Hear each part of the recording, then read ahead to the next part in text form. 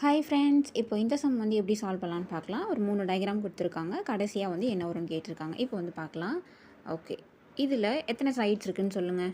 1 2 3 இருக்குது. 3 சைட்ஸ் இருக்கா? ஓகே, இப்போது நெக்ஸ்ட் ஃபிகரில் எத்தனைன்னு பார்க்கலாம். 1 2 3 4 இருக்குது. இதில் வந்து 4 இருக்குது. நெக்ஸ்ட்டு இதில் பார்க்கலாம். ஓகே, இதில் வந்து 1 2 3 4 5 மொத்தம் வந்து 5 இருக்குது.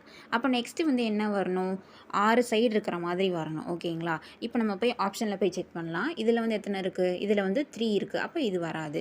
நெக்ஸ்ட்டு இதில் பாருங்கள், இதில் வந்து 4 இருக்குது. இதுவும் வராது. இதில் வந்து 5 இருக்கும். அப்போ இதுவும் வராது. இதில் எத்தனை சைட்ஸ் இருக்குன்னு பார்க்கலாமா? ஓகே, இப்படி இருக்குது.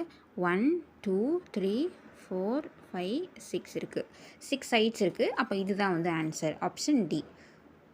இங்கே மொத்தமாக எத்தனை சைட்ஸ் இருக்குது அப்படின்னு சொல்லிட்டு கவுண்ட் பண்ணல நமக்கு ஆன்சர் வந்து கிடச்சிரும். ஸோ இப்படி தான் சால்வ் பண்ணணும். ஏதாச்சும் டவுட் அப்படின்னா கமெண்ட் செக்ஷனில் சொல்லுங்கள். மறக்காமல் நம்ம சேனலை சப்ஸ்கிரைப் பண்ணிக்கோங்க. தேங்க்யூ.